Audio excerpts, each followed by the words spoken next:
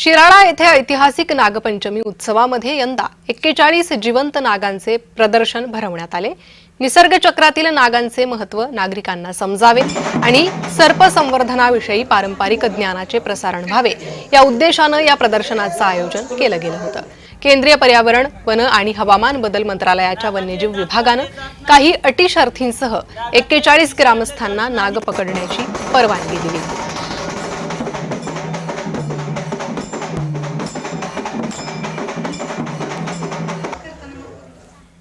आपल्या देशाचे गृहमंत्री अमित शाह यांनी जो शब्द दिला होता त्याचा पूर्ण करण्यासाठी आपल्या तालुक्याचे आपल्या जिल्ह्याचे खासदार धैर्यशील दादा आणि आपले लोकप्रिय आमदार सत्तूभाऊ यांच्या पुढाकाराने आपल्याला शिराळ्यामध्ये नाग प्रदर्शनास परवानगी मिळाली।